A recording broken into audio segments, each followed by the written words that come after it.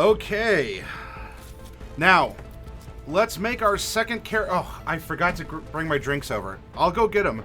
What we're going to do now, we have our last character of our team. Is it too late for a swarm of venomous snakes as a pet? Maybe not a swarm of them, but it might be a little too late, especially because you have legs already. But maybe we can talk about it. We'll talk about it. I am not an unmerciful GM, Sierra.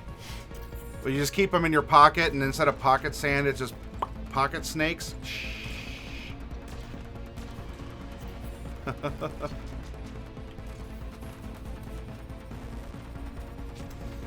Anyway, we're gonna make the final character of our team. It'll be a team of 4, and so far we have two 16-year-olds and a 13-year-old. This is a young adult adventure, whatever, manga or you know, JRPG protagonist team. They're gonna go out and save the world. Is this some sort of high school fighter where everyone's in high school, but they all have these like superhuman powers, and for some reason there's like no adults who can stand up to the student council at the high school or something? I don't know. It's a lot of fun, a lot of interesting ideas, a lot of things that we can pull from action movies, from comics, whether Western or Eastern. A lot of just neat things here that are going into this process, and I hope that you do feel inspired and you're seeing some good combos. Now, if you wanted to build a much more efficient character, could you? Of course. You could lean in hard and you could get your main score up to a 20. Probably, if you line everything up correctly, probably by level 4, you could have your primary score up to the cap of 20. And maybe your character is all about that. It's just all about that thing. But this system, and it should still be very compatible with 5e, gives you a lot of flexibility. So if you don't want to just have a pile of stats as your character, what else can you do with him or her? And let's find out. Yeah, we need a grizzled old veteran who's 27. 1 foot in the grave. I mean, you're almost to middle age. You might as well just be, you have the stats of a zombie.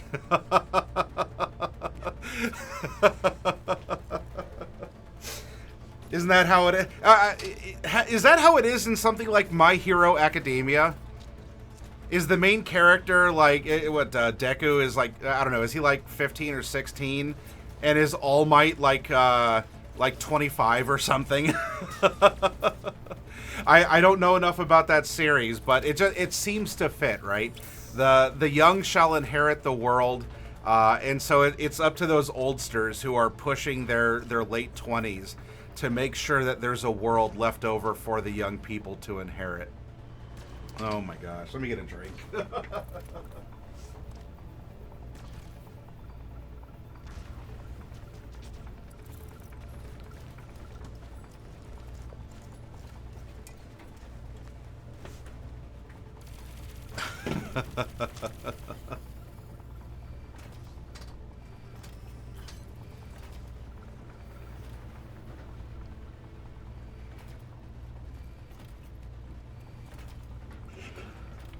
Oh gosh. I don't need caffeine, by the way. That's also why I'm drinking root beer. Kroger, you're leaving money on the table. Please sponsor me. Anyway, let's bring the character generating sheet up. There we go. And there we go. Let's get to... Wait a minute. Let's get to creating our 4th and final character. You all may lock in a particular role that you would like with your channel points. Otherwise, I will call on those of you who are present up here in chat, and we will build the character together. To get us going, Lucius, would you give me a percentile roll in chat, please? Exclamation point 1D100. Oh, All Might is 49? Holy moly. He might as well be 1,000 in terms of anime and manga. 49.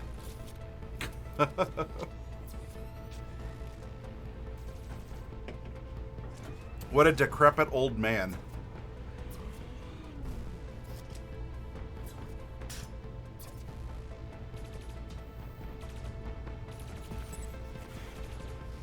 All right, but Lucius, exclamation point 1D100, please.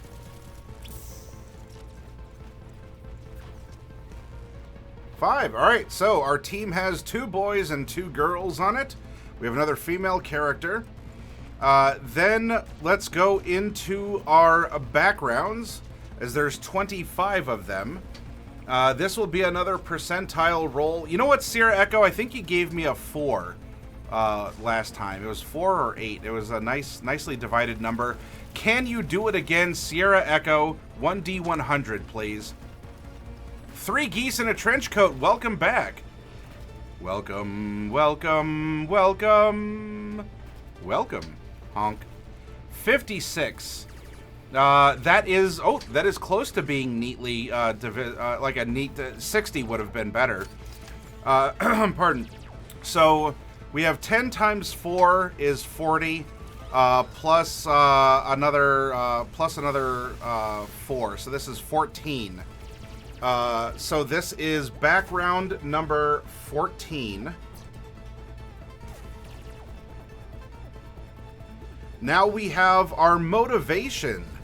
3 geese in a trench coat. What motivates our character? I need you to roll 1d3. Type exclamation point 1d3, and then please type exclamation point 1d10.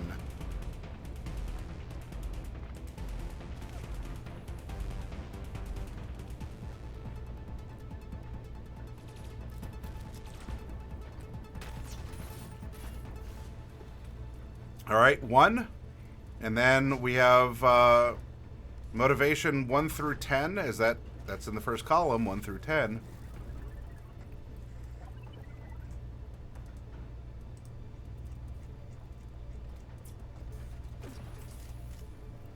Number 3. Okay. Next up is our attachment. What is attaching us to this place, to this world? Coffee Cat presents. I need a D12 roll from you, please, if you are still here.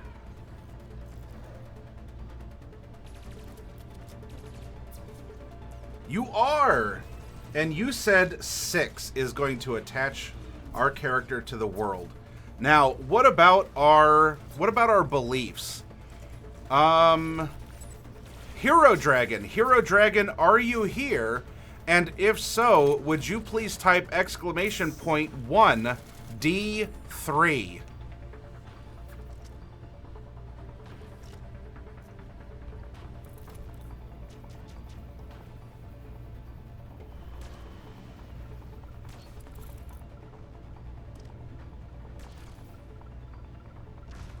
We might... Oh, exclamation point 1D3, please. Oh, third tries the charm. Can you get it?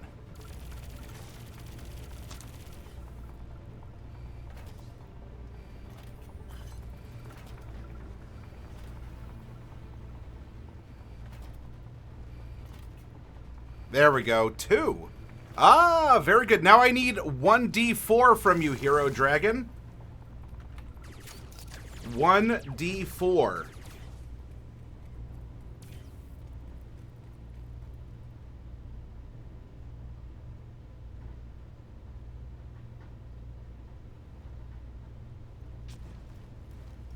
Lands on a 5. So this is your choice. Either you can re-roll, and if you re-roll, I would say do a 2d4 re-roll, just to make sure we can get a number we can use. Otherwise, as we're looking at beliefs... Oh, that's core rules. Hang on, sorry. We gotta go back a little. Back. Go for that upper Midwest accent. Back. Let's scroll back. We are in philosophical beliefs. So either you can roll 2d4 to randomly determine, or you can choose metaphysics,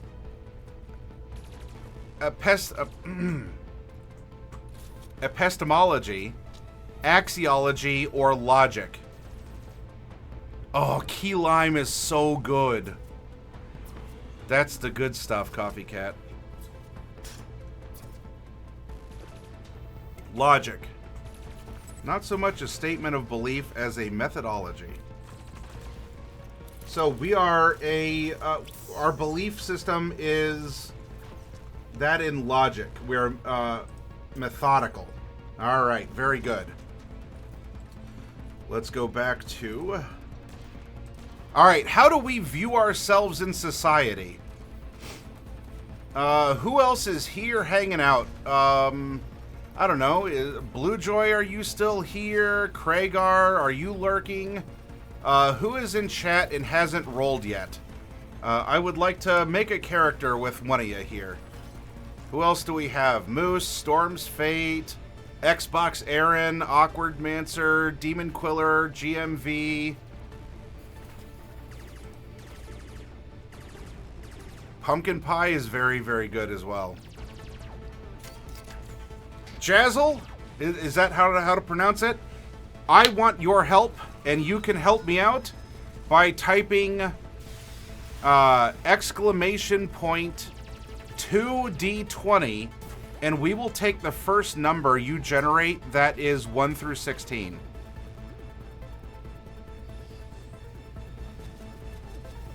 Well, how about some spicy wings then, Coffee Cat? All right, 8 is the first number of those two. So, wow, we have done it. We have had 3 people who view themselves as artists. Those were our first 3 characters. Were we going to go for the 4th? But now we have... wait, was that roll? Yeah, that was roll. 2D20. Pardon.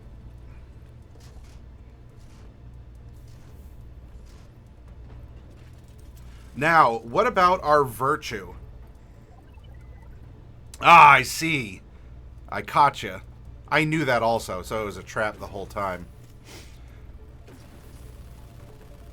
Let's have a character. You know what? Jazzle, I want you to roll again for me, and this is going to be a 1-2 combo. I would like you to type exclamation point 1D4, and then exclamation point 1D12.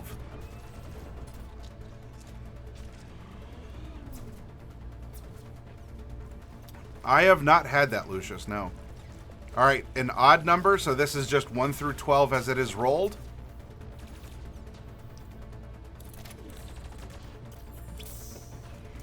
All right, Raven, you can roll the flaw of our character. 11. All right, our virtue is 11, and what about our flaw? 1d20, please, Raven.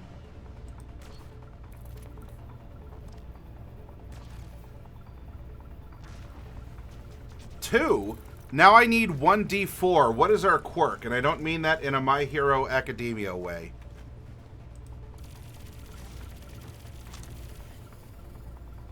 Yeah, just in time. You didn't even have to spend your channel points for it.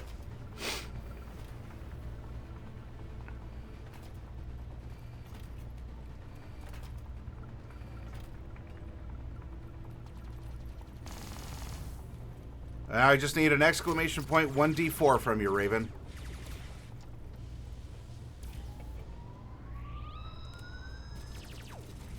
What's something quirky about this character?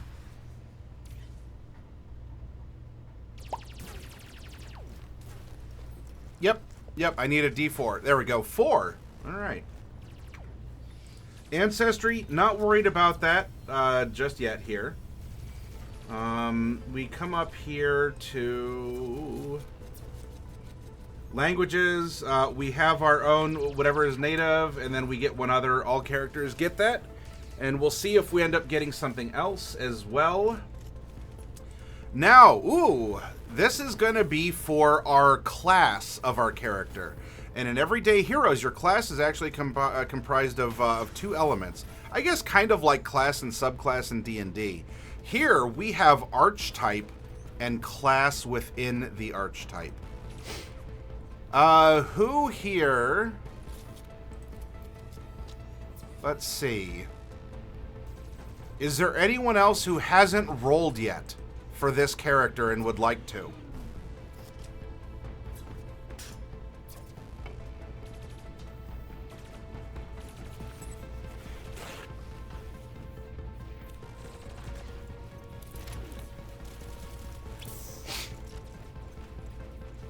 Sorry, it's very cold in here. The AC, I've talked to the building people about it. AC is blasting. That's why I'm in a fleece coat right now. All right, tell you what, Jazzle, you are new here, and this is what many people enjoy coming up with about their characters. Jazzle, I would like your help. I need you to type exclamation point 1d6 and give us the archetype of our character.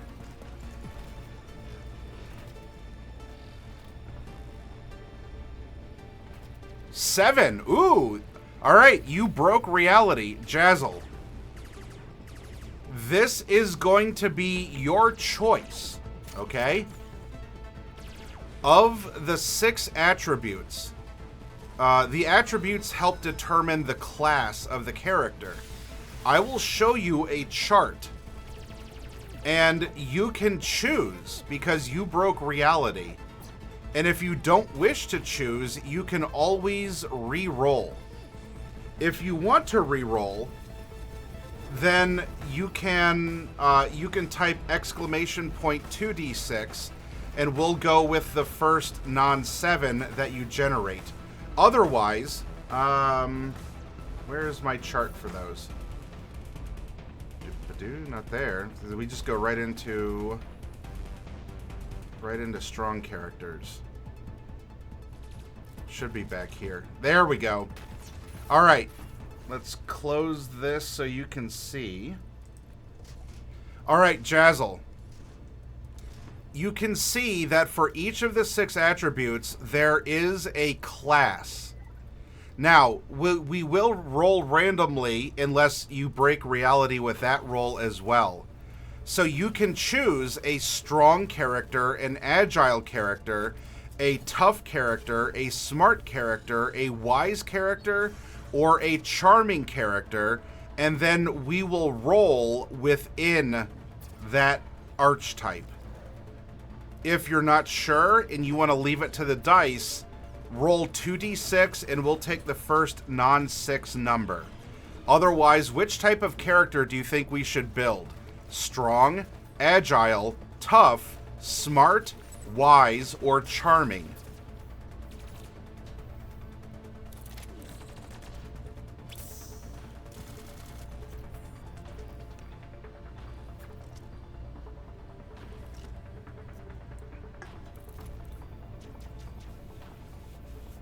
Charming. All right. We will have 3 charming characters on the team. I want you to type exclamation point 1d4 to determine the class of charming character that we're making. 2. Oh, we don't have a second duelist. Now we have an icon.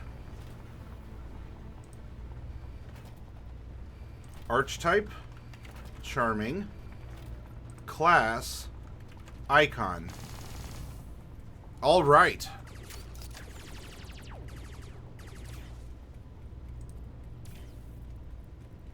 Now, what is the profession of this character?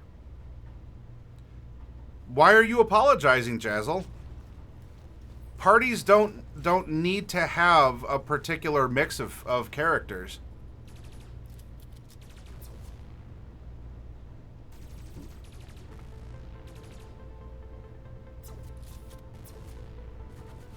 If I told you that we already had 2 charming, then you wouldn't have chosen something that you feel is compelling or that you would want to explore. And isn't that the point of role-playing? The 2 duelists we made are different and each occupy some unique skills and other abilities. So there's nothing wrong with having a 3rd charming character, an icon. And so if nothing else, this is a good lesson. If you go, oh, I would love to play a barbarian. But we already have a barbarian on our team. So what? So the flip what? Makes zero difference. Have 2 barbarians. Apes together strong.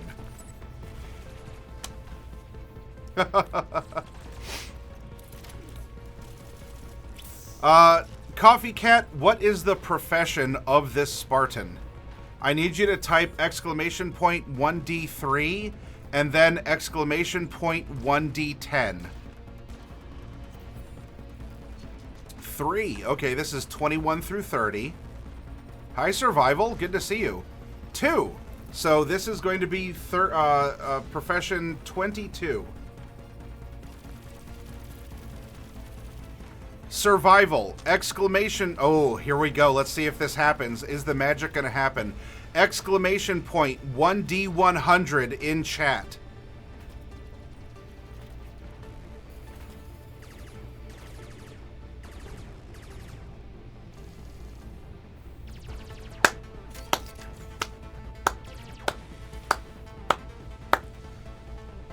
Can I get some It Writes Itself up here in chat, please, everyone? Come on. Show me your Eewees. Give me them Eewees. Right up here. Give me them Eewees. It Writes Itself. Some channels have Owos. Some channels have Uwoos. Here, we have Eewees. And if you ask yourself, well, what is an Eewee? That stands for It Writes Itself. The stories we create write themselves, and we don't contort and twist our brains into the point of frustration. We let things happen as they do. Survival rolled a 31. We have another young adult. We have a team of young adults. This is Power Rangers. This is, whatever, any JRPG or anime or manga. You know, the kids go out and save the world. We have 2 16-year-olds, a 13-year-old, and now Survival, I want you to type exclamation point 1D6.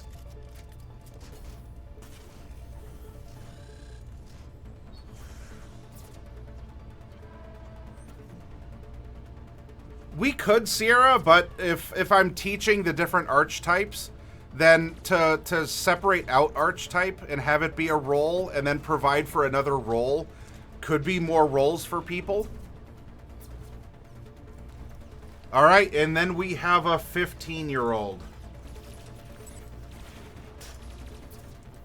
Young adult, 15. These are clearly the people who are going to fight and overthrow God in order to drive off the evil empire from their once peaceful pastoral farmlands, or whatever else happens in these stories.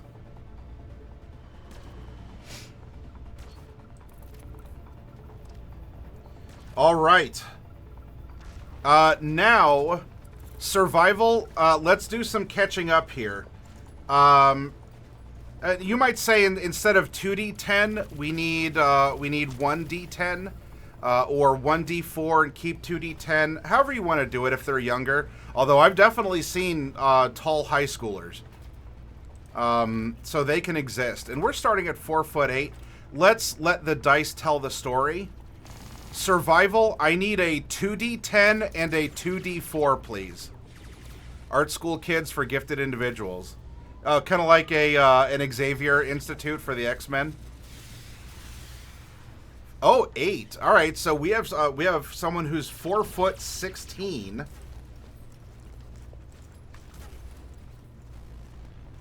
And then 15.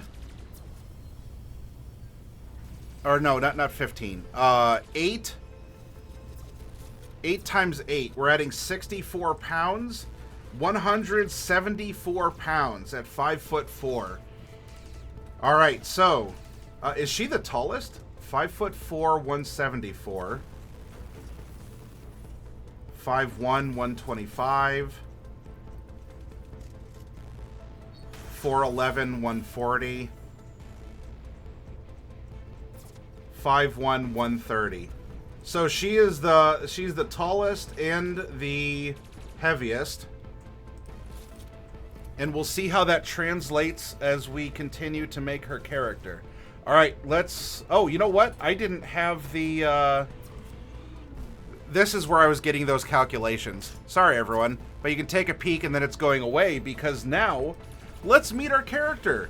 We have all of the placeholders where we need them to exist. And so now it's time to start looking at what we're going to be getting by way of a character. Let's go to our backgrounds. Because backgrounds are super important. This is who our character is. And we have background 14. 1, 2, 3, 4, 5, 6, 7, 8, 9, 10, 11, 12, 13 with ordinary. And then 14 is an orphan. All right, we are an orphan.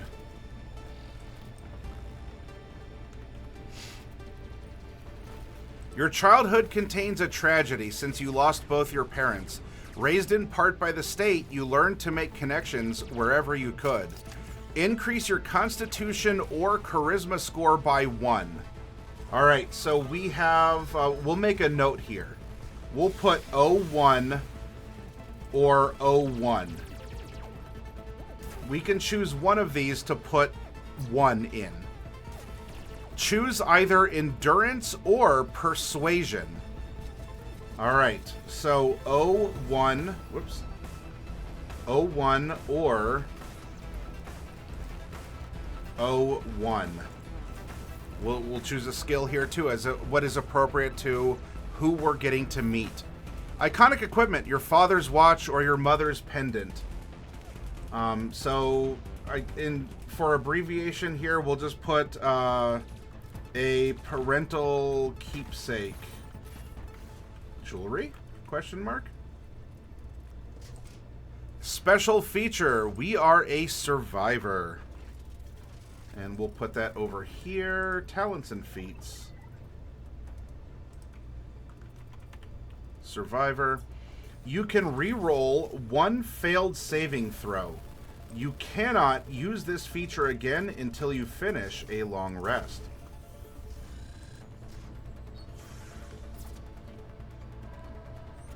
All right. What else? We are also profession 22. What are we doing in our 15 years of life? 1, 2, 3, 4, 5, 6, 7, 8, 9, 10, 11, 12, 13, 14, 15, 16, 17, 18, 19, 20, 21, 22. Outdoors.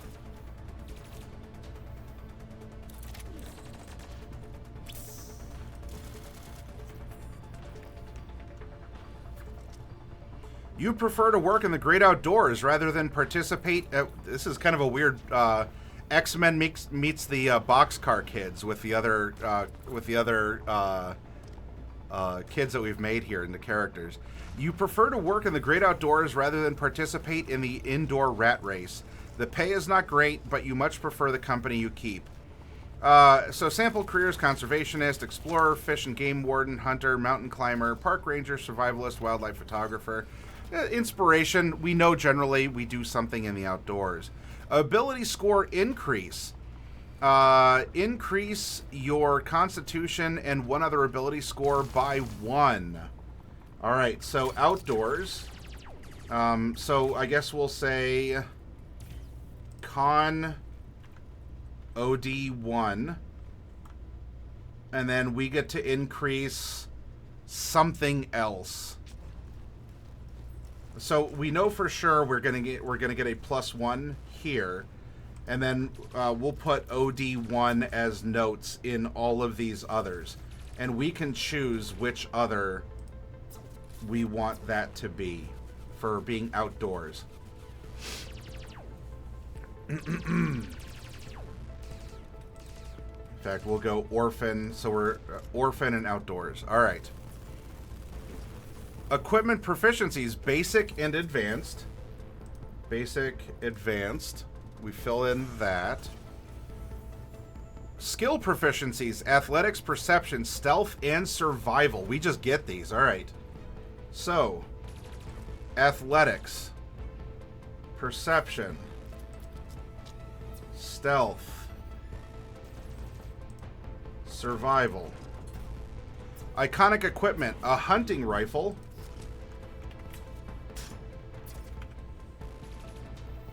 A four-wheel. Ooh, we get a vehicle. We get a four-wheeler? Oh.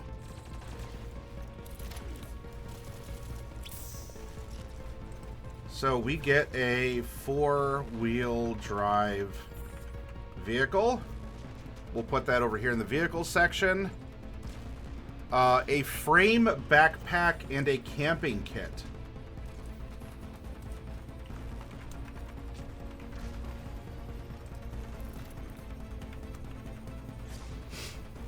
We are wealth level 2. And special feature, tracker. You gain advantage on wisdom survival checks to track in a wilderness setting.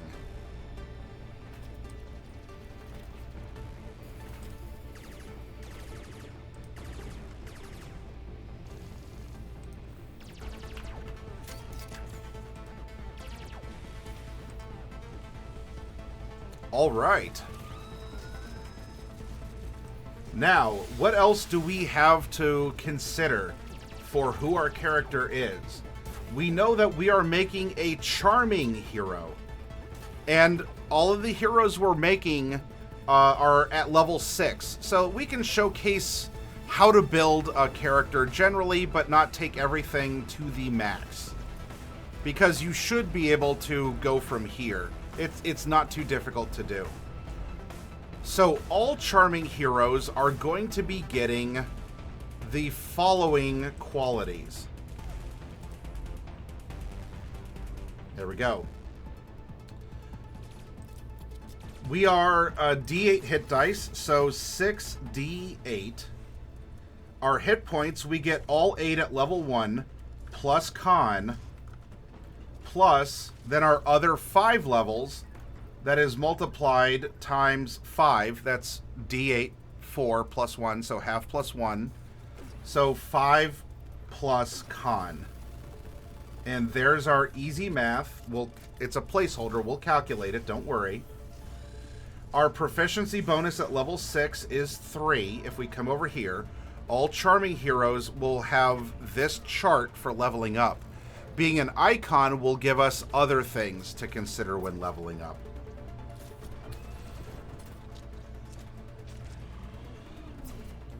We will have 5d8 influence dice. We'll give ourselves an inspiration while we're here too. Now what's nice is that our not in the face 10 plus charisma or dexterity modifier plus our charming hero defense bonus. Did I miscalculate that in the past one? Did I put an extra 3 in there, I wonder? Hang on, do we have a 19? Our charisma was 5. 10 plus, what is our defense bonus at 6? 2. 10 plus 2 is 12. Plus charisma. Okay. That was a little bit, was I a little bit off? 10 plus charisma is 5, so that's 15. Plus 2 is 17. Plus 1 is 18. That's something from being a duelist. Over here, 10 plus 2 is 12. Plus charisma of 4 is 16. Plus 1 for being a duelist is 17. We did that correctly. Okay. So over here, same thing. We can choose Dex or Charisma. Now, we might not get that duelist bonus. We'll have to double check. We'll get there in a moment. But we know for sure that our defense bonus at level 6 is 2, and we might get other things on top of that. Now, as we come down here, we are going to get some goodies. We're getting influence dice. We're getting tricks. For this part, I'm going to copy what I have already written on the other charming heroes. By this level, we're actually going to have improved influence.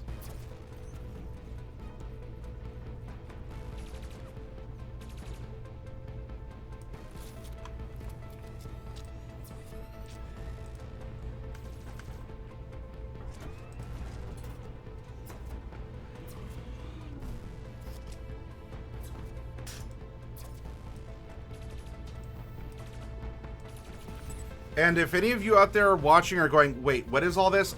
I am happy to go back and explain it. But by this level, you have 5 influence dice, which are d8s. An influence die is expended when it is rolled. You regain all your expended influence dice when you finish a short or long rest.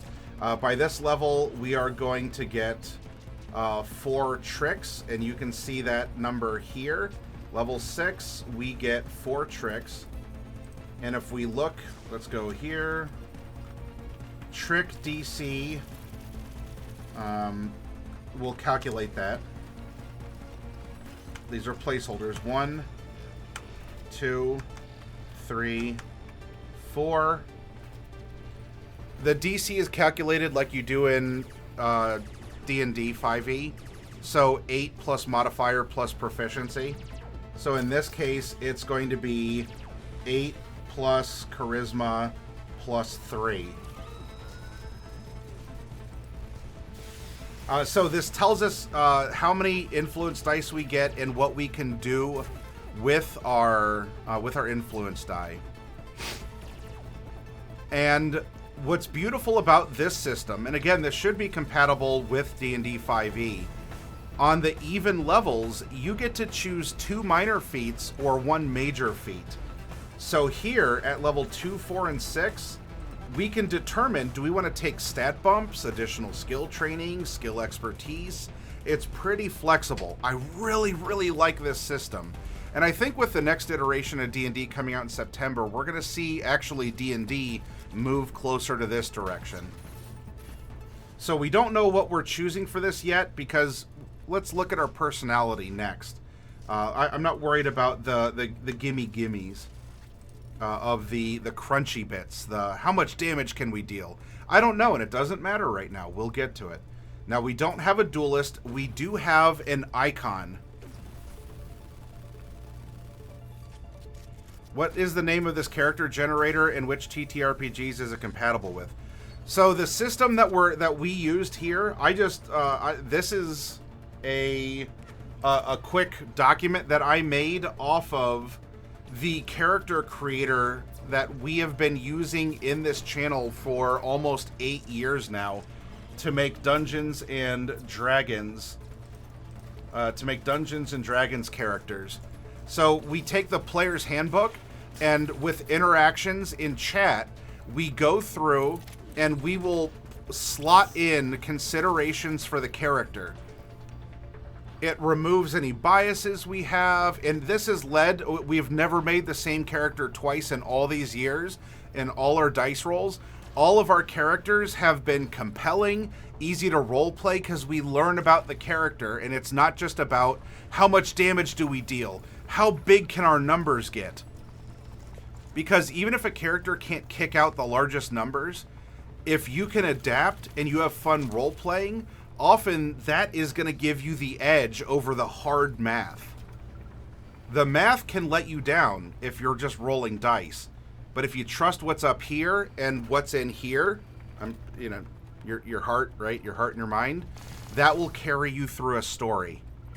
So what I did is an everyday hero system mock-up of our character generator that we use for D&D, Jazzle.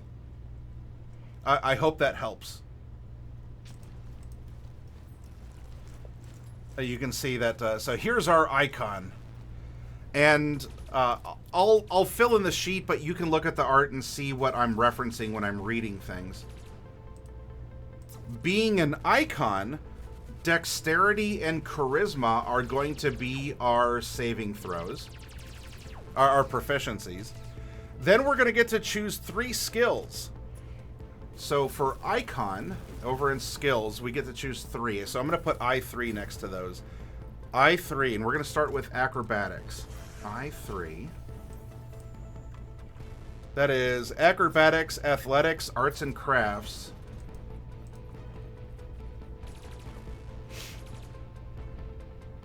Deception, intimidation. Performance, persuasion, streetwise.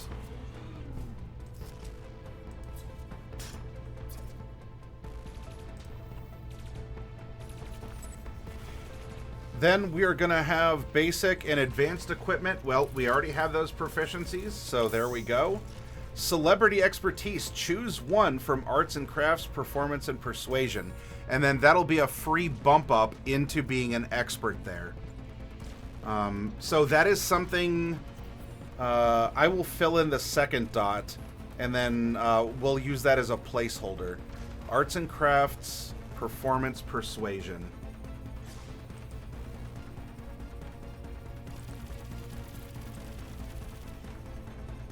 Okay.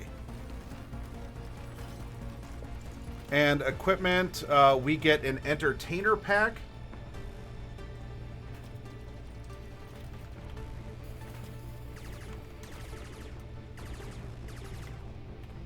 And a pump shotgun or a hand cannon. Ooh. Well, we have a hunting rifle. If we spend a lot of times out in the woods, a shotgun might be better for some of the things that we'd find out there. All right. Now, what else are we going to get by way of being an icon?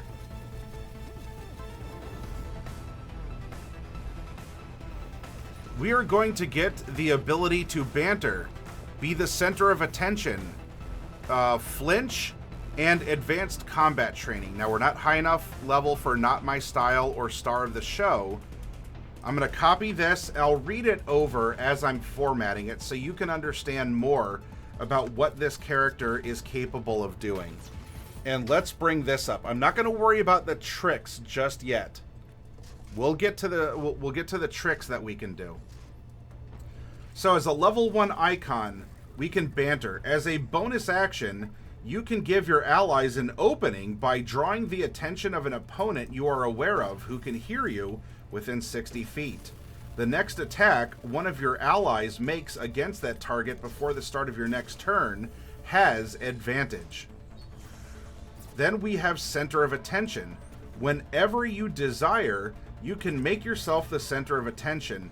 As long as you continue to speak, perform, or otherwise attract attention, enemies and bystanders that can see or hear you have disadvantage on wisdom perception checks made against anyone and anything other than you. Flinch. As a reaction, when an opponent within 5 feet that can see you targets you with an attack, you can cause that attack to have disadvantage. They cannot change targets in response to you doing this. And then lastly, advanced combat training. Once during your turn, when you make an attack action, you can make 2 attacks as part of that action.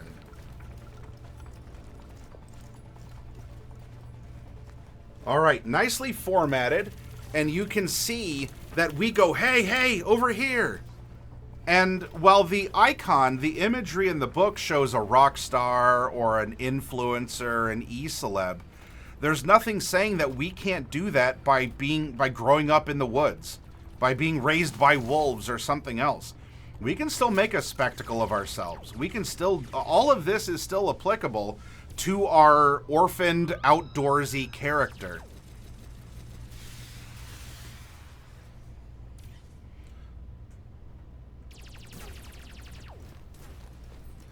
Now, before we look at what we're going to do, levels 2, 4, and 6, I want to stop here.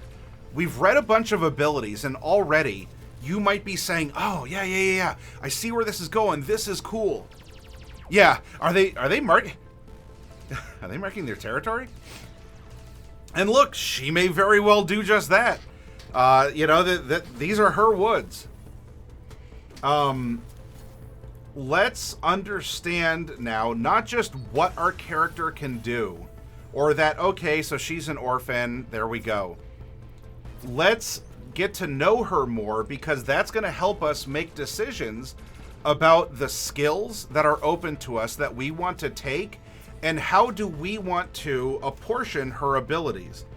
Everyday Heroes, like D&D, uses the standard array, and you could use point buy or something else if you want, of 15, 14, 13, 12, 10, 8. This is the last thing, really, that we do with our character. I'm not interested in what these scores are yet. And for many of you, if this is your first time watching this kind of a character building workshop, you might go, why?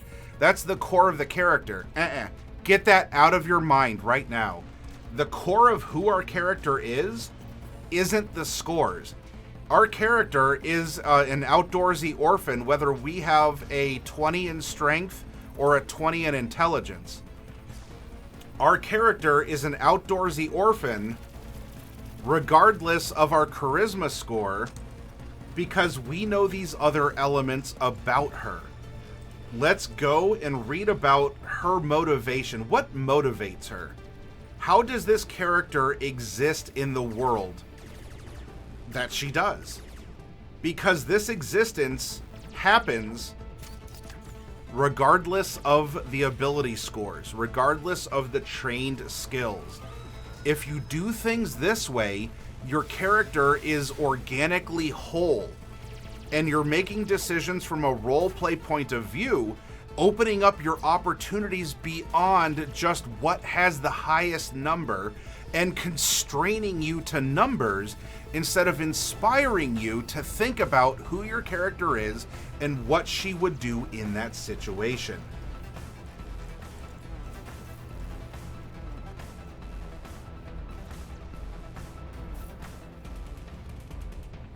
Not worried about feats just yet.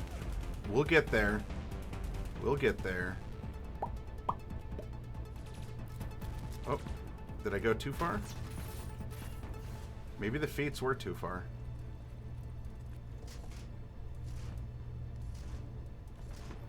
It's only like I've been scrolling through this a lot.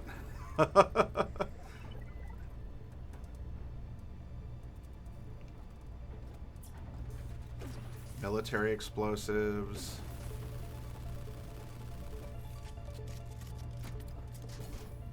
Kits. Oh yeah, it's right, it's back here. Sorry about that, everyone. Okay. What motivates our character? Now, motivations are hidden behind the screen here. So some of this stuff I'm going to read, and if you can't see it, you're just going to have to trust me, bro. So our motivation was rolled as number 3. That is approval, charity, creation.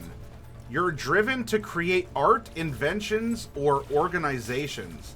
So while we don't have an artist by our role in society, we very much are still driven, perhaps, by an artistic bend. So our motivation is creation. We are a creative person here.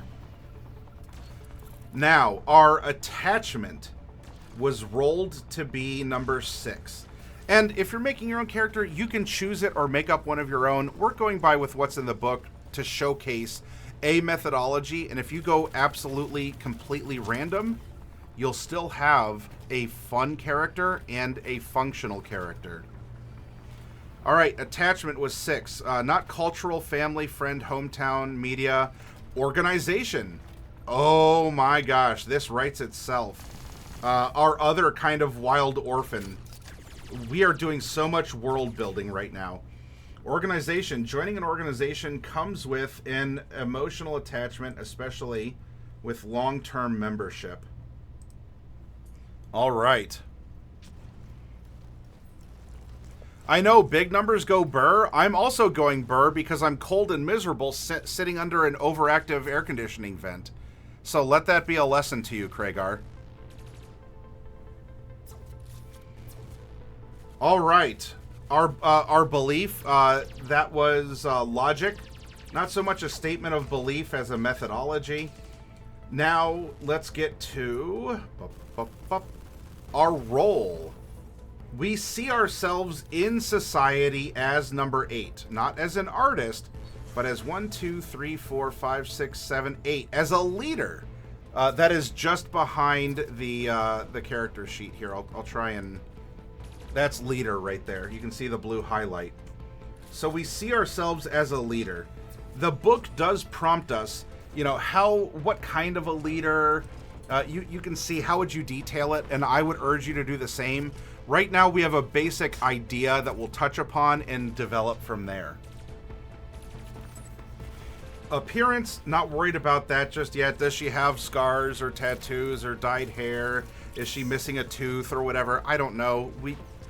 That's all part of the story, but I'm not worried about that just yet. Our virtue is number 11. And if I close that out, 1, 2, 3, 4, 5, 6, 7, 8, 9, 10, 11. We are funny. Our virtue is that we are funny. Now, being an orphan, being out in the outdoors, maybe that's an earthy sense of humor. She might not be afraid to burp, fart, and cuss. Or she'll, you know, she has that tomboy kind of energy where she'll say, "Oh, gross, look at this," and like, I don't know, is like holding up a dead cat by its tail. I don't know.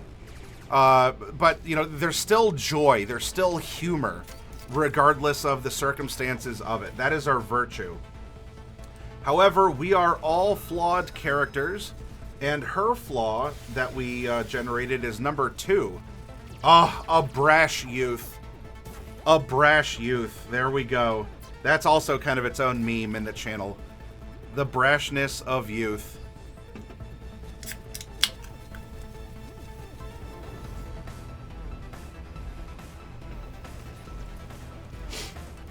And lastly, her quirk. She has a quirky talent. Now, it gives 4 examples, and I'm not worried about choosing one of 4. But we know that she has a quirky talent of some kind. The examples given: you can burp the Star-Spangled Banner. You do a perfect Elvis impression. You can move your eyes independently of one another. You can detect cancer by sense of smell. What would be her quirky talent? It's something to consider, something that can accent what we already know, or we can make up and have some fun. Maybe she's like, I don't know, her thumb is double jointed or something. There's a cool talent that she has. Or, as I was just saying, earthy humor, burp, farting, and cussing. Maybe she can actually burp the Star-Spangled Banner. And more power to her for that. In fact, we have, for as much as I drink zero sugar sodas here, even on this channel, we have our dragon character who does burp as well, and is close to being an earthy humor, kind of that kind of an energy character. All right. With this now understood about her, we can make better decisions about her stats and her skills. We know that she is funny and brash. We know that she sees herself as a leader. She is driven to create something. What does she create? Does she like creating a better life for people? Or just she likes making... It doesn't have to be artistically awesome, but she loves making little, like, sculptures out of twigs and stuff. Everywhere she goes, it looks like the Blair Witch is around. But to her, it's art, and she loves leaving these symbols or whatever. Though she has joined some sort of organization, and this is very... given the other characters, if you weren't around for them, it's okay, but just trust me, bro. We have a strong, strong case of it writes itself here in our workshop. This is a consistent manifestation that I hope always shows. Just trust your dice, trust yourself to help tell a story. It will tell itself. The story will write itself. Don't agonize and strain over it. And she's also logical. Not so much a statement of belief. So she believes in logic. She has a methodology. She sees that nature happens in a consistent fashion. And so, you know, It's a gray cloud, and it feels this way. It's going to rain. How do you know it? It's happened before. Oh, character so-and-so, do you think this is going to happen? She'll look at you, and she'll probably ask, does a bear shit in the woods? Probably because she's seen that happen, and she knows that they do. She might even do the same thing by living out as a boxcar kid. Like, there's a sense of practicality that things just happen. You don't have to like it, but it's gonna happen. And so what do you do about it? But she can take the edge off of it by being funny. And that also might end up being a kind of a coping mechanism for the tragedy that she had in her life that led to her being an orphan. And whether or not her parents are dead, there's plenty of people who feel like they've been orphaned in their life because their parents are not parental. They might very well be alive, but it's arguable if they're human. Maybe that's the case as well. Do you feel like we've met a compelling character? Someone now that we're getting to know, we can help her make decisions on whatever adventure she's about to go on in Everyday Heroes along with these other boxcar kids? So let's look at her skills even before her abilities.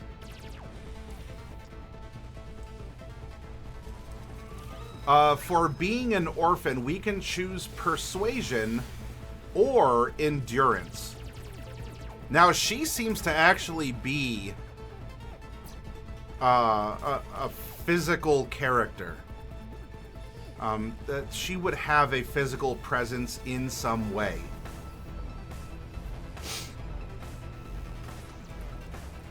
I almost want to give her endurance for that.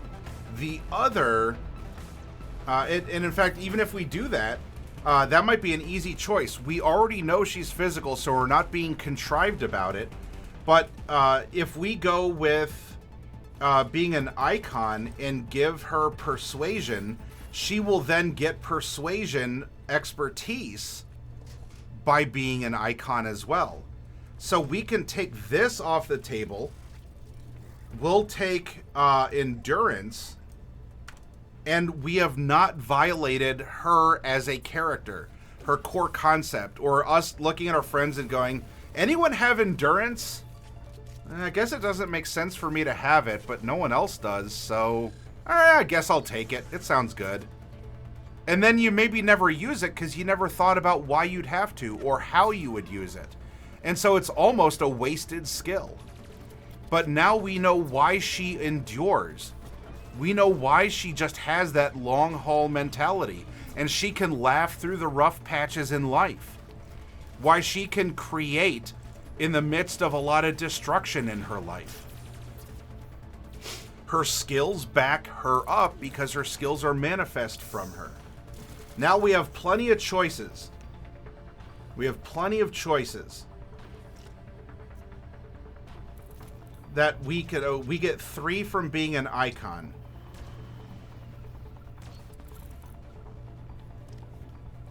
And in fact, we already have athletics. We already have athletics from being outdoors. If we take athletics again, we would be an expert in athletics. Or we say, you know what? I'm happy with proficiency. What if we take that off the table? And she loves creating. So maybe we give her, she's an icon, creation, methodology, funny, brash, she's a leader, she's joined an organization.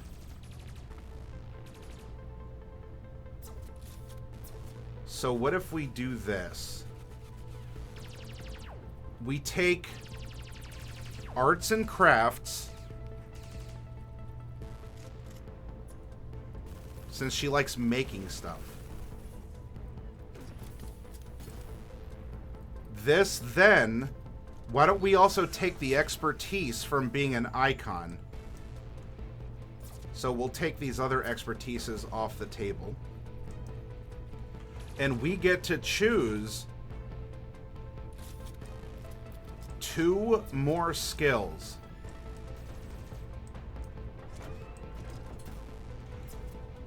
Would she take acrobatics? Would she take deception, intimidation, performance, persuasion, or streetwise?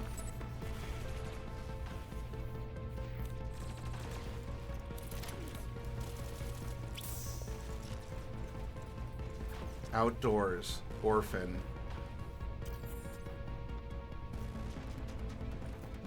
Creation, she's funny and brash. Probably performance. Probably performance.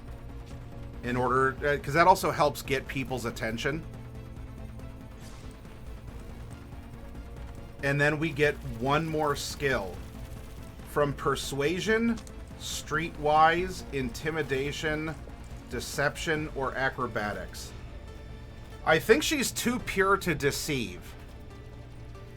I'm not really getting deceptive vibes from her.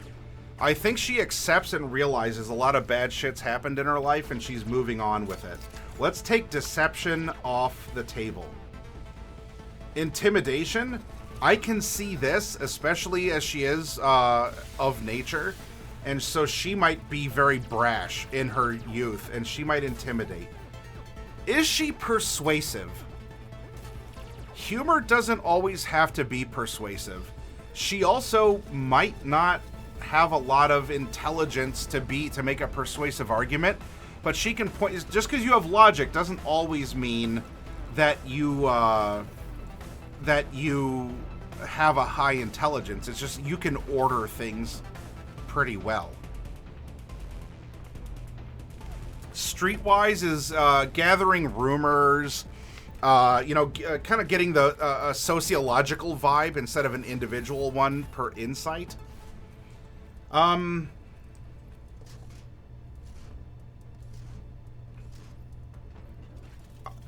don't think she's as overtly friendly as our last character. She can be around people, but I don't see her as a intrinsically people person. So let's take streetwise off. That leaves persuasion, intimidation, and acrobatics. Acrobatics would also be physical. That would also back up the fact that she is putting on performances and she's lived out in the woods or the mountain, or she's been a boxcar kid. Intimidation, she is fierce and she could be like a bear. Persuasion, I'm not picking up persuasion from her. All right, chat. Where does her last skill go now that we've met her? We've had a good conversation. Do you think she should be proficient in acrobatics or proficient in intimidation? What are your vibes? What are you feeling?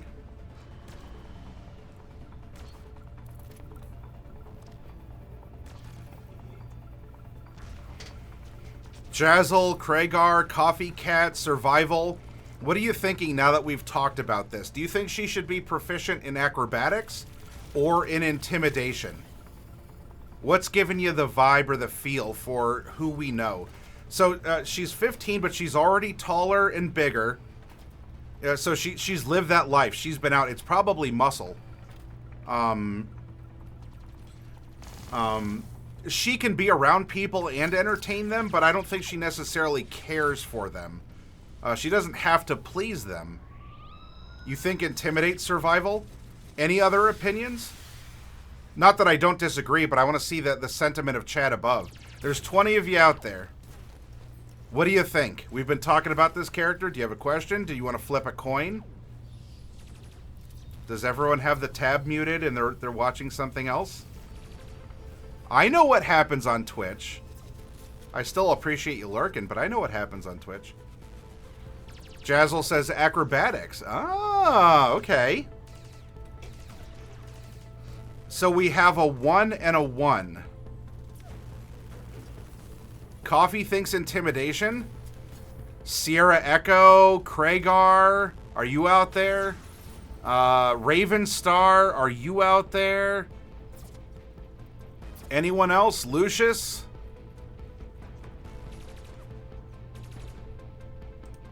Yeah, Kragar, do you think she would be proficient in acrobatics or intimidation?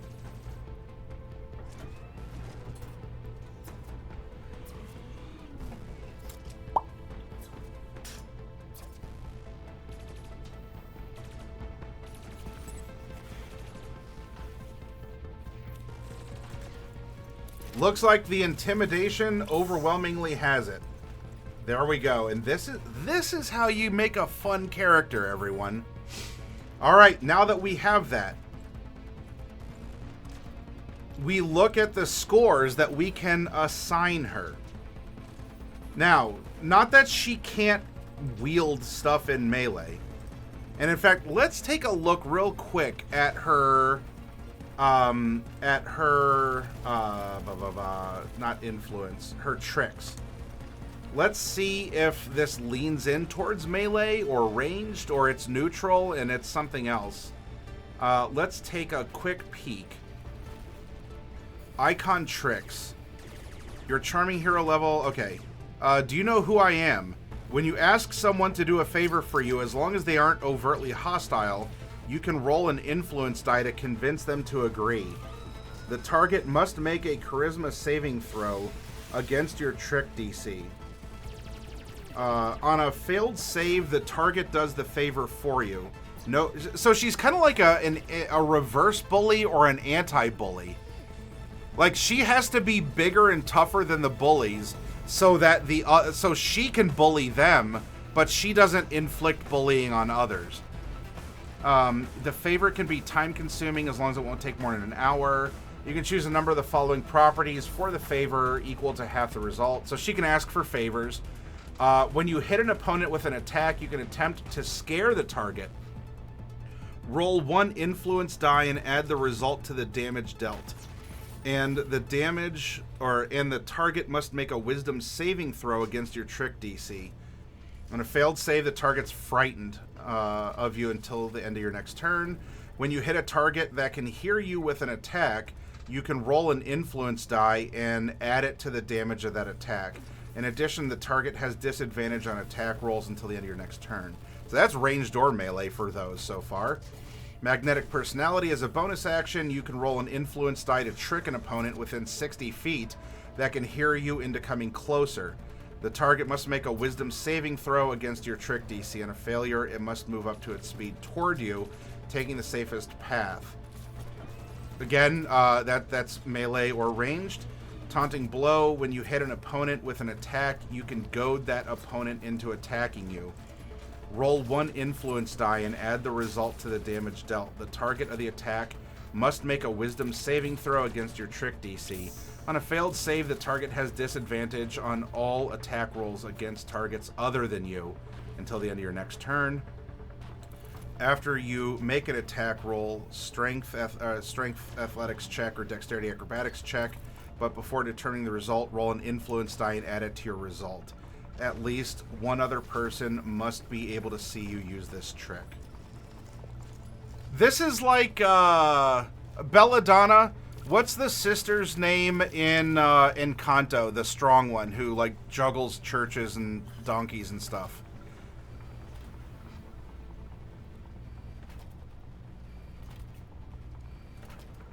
I'm getting some vibes kind of like that. Except in this case, while she has a family, that character has a family and feels isolated from it. She might as well be, because like she's the only one who's doing this stuff and feels alone. This character we're making is actually an orphan removed from her family. Louisa, thank you. Yeah. She can sing under pressure. Yeah.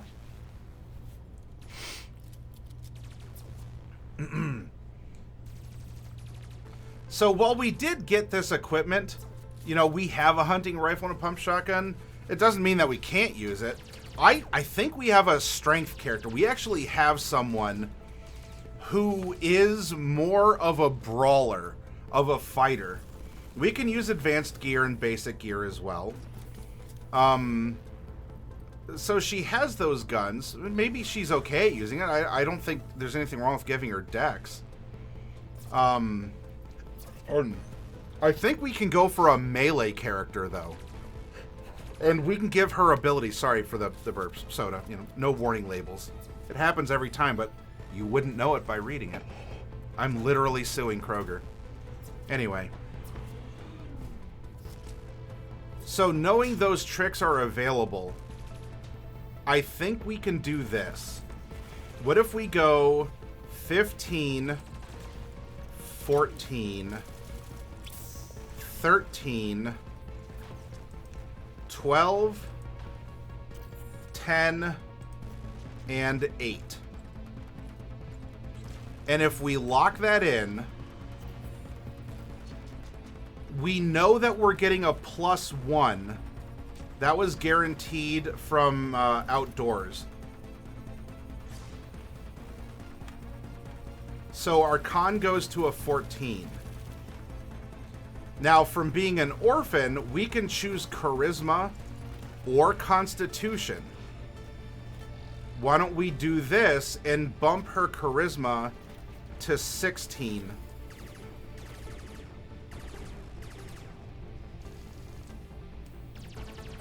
And now we get to choose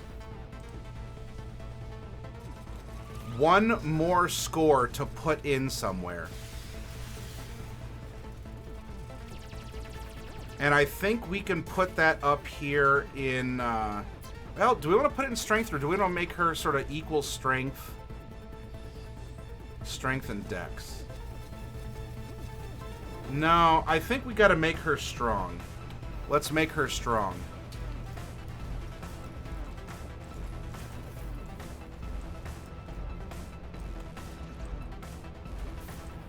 Excellent. Now, you can see how this is all building up, and we can just put 6 points into her abilities from level 2, 4, and 6 minor feats. We can give her skill training. We can give her skill expertise. Where do we want to take this? Well, if we take a look at the feats that are available,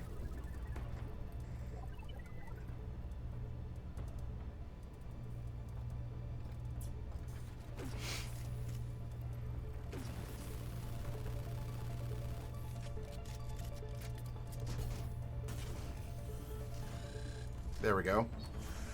You can see every even level, we have these basic feats that we can take, or we can get some specialty. Now, maybe, is she the type... Reroll 3 attacks, saving throws, or ability checks per day. Fortune's Fool, as a major feat, does seem to fall in line with who this character is. I don't think she's an ambusher. Block melee attacks and attack while retreating. Ooh, with Harrier. Because she can take the hits, I think. I think she's going to be a tank also.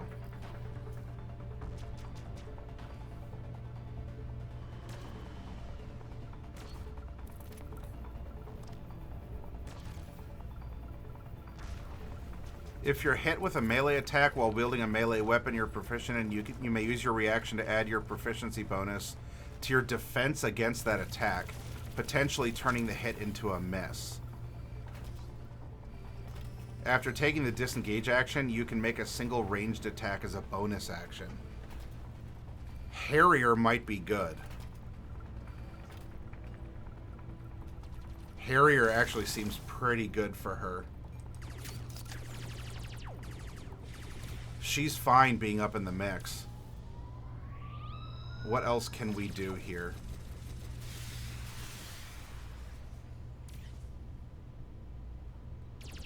Power Slam, do damage to opponents when tripping or shoving.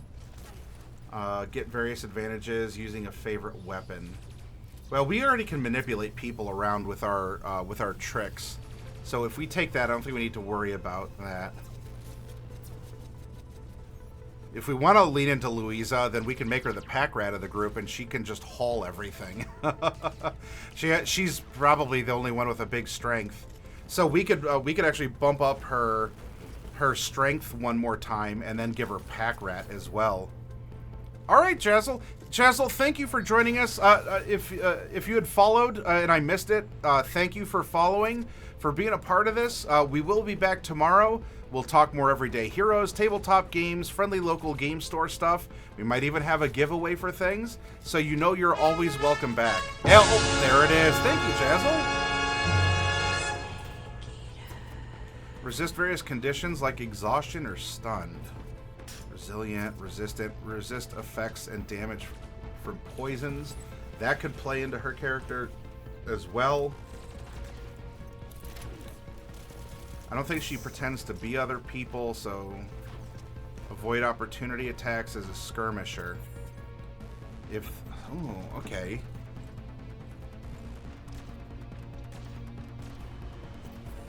I think she can fight. I think she can fight with the best of them. So what if we do that? What if we give her something in strength and we give her skirmisher or resilient?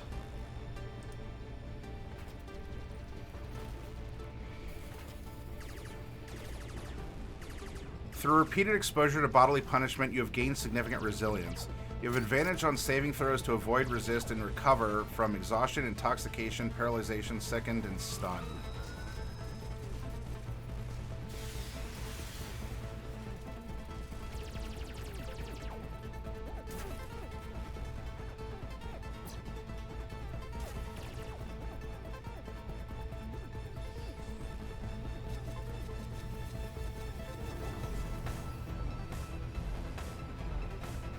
She also enjoys creating. Uncanny ability to make just about anything you need out of whatever happens to be lying around. Given 10 minutes, you can create a makeshift invention that allows you to attempt any ability check you're proficient in without needing the tools, materials, or equipment.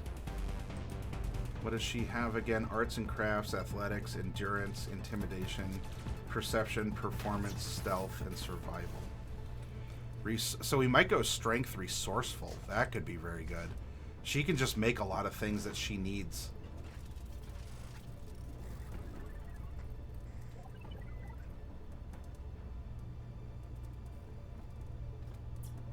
Oh, she sees herself as a leader. You're good at showing others how to do something. When a team is making a group ability check, you may make your check first. If you succeed, other members have advantage on their checks. I think that, so that is going to lean heavily into who she is. She sees herself as a leader. She's fine being out there. So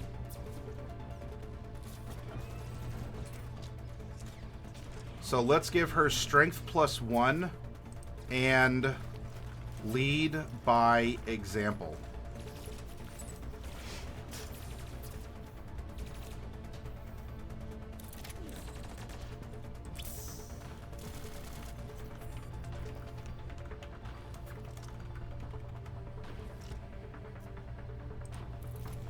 I think that she'll do well with Harrier as a major feat.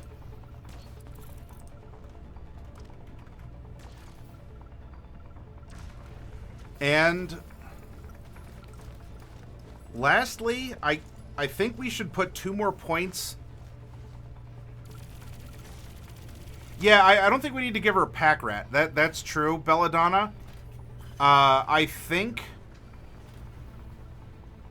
we should either increase her strength or her charisma. Charisma would do double duty in increasing the DC of her tricks, as well as her defenses.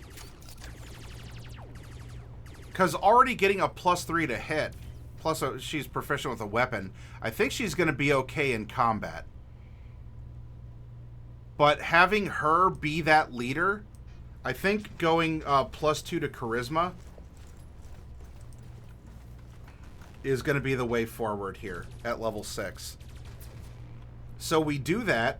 We have a +3 strength, a +1 dex, a +2 con, a -1 intelligence, a +0 wisdom, and a +4 charisma.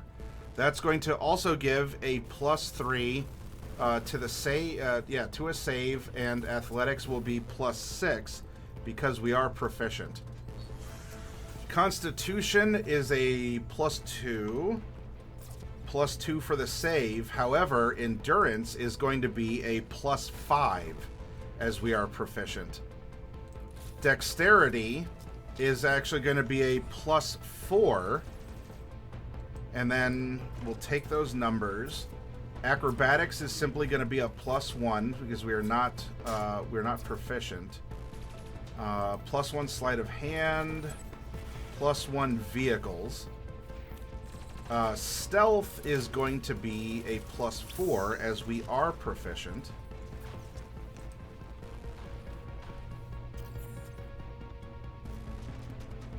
There we go. Then we have intelligence, and we're just going to carry that -1 all the way down. Look, when you're raised by wolves or whatever, you don't get a lot of book learning. You get a lot of other learning in your life. Wisdom is +0 and +0. So we'll drop that where it is necessary.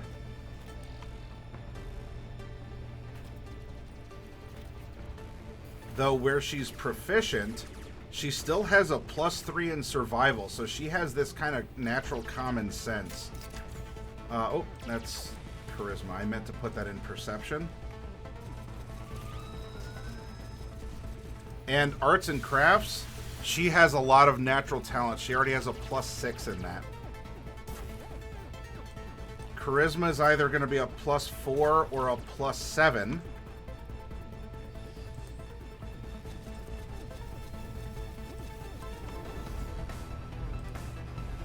We have a very talented young lady here. I think she's actually very she's well balanced, and even more so in the team makeup.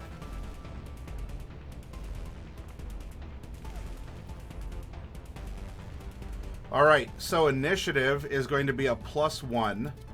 Her defense, I think she's going to go for charisma here. So that was 10 plus. Charisma is 14 plus the bonus. Her defense is 16. As level 6, you get that +2 as a charming hero. Her con is 2, so we fill this in. So we have 7. 5 times 7 is 35. 35 plus 10 is she has 45 hit points. So she's tied with our other kind of tanky character, but they're gonna tank and distract in 2 different ways. Everyone on this team can work together to do some very interesting things.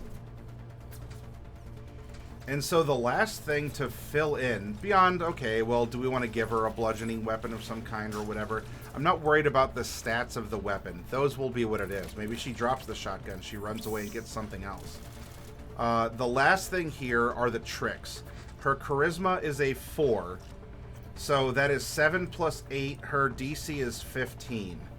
So congrats to her on that. Let's go back and get tricks that are going to exemplify who she is and what she does. And a couple of them that stood out to me as we were reading them over. One moment. Charming heroes are the last of the 6. Here we go.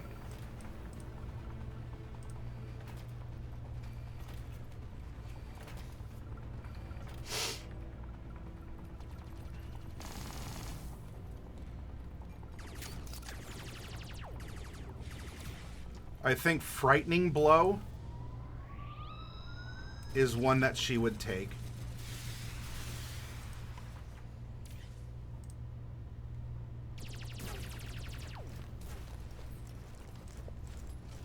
Insult to Injury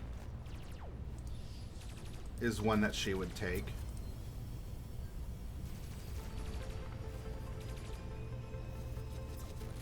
Magnetic Personality to manipulate where people are.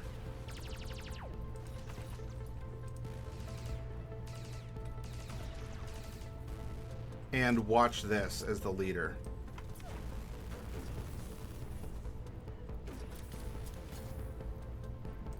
Although maybe Taunting Blow is one to take instead of...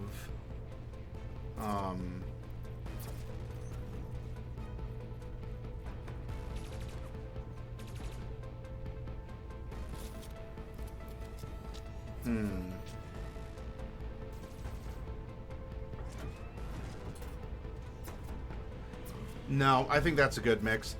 Taunting Blow, maybe if she gets another one, and she can swap it out at the next level if she wanted to.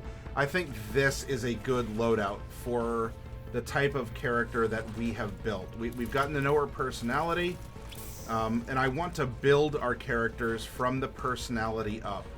That's the best way to honor them. That's the best way to make characters that are adaptable and livable in all kinds of conditions outside of the purely mechanical ones of combat.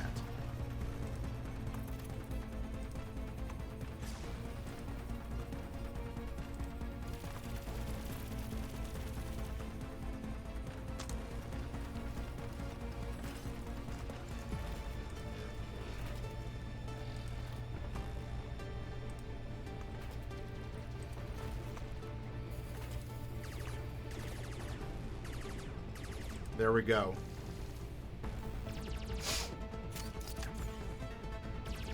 We have 4 complete characters now. Hi, Lamia. Good to see you.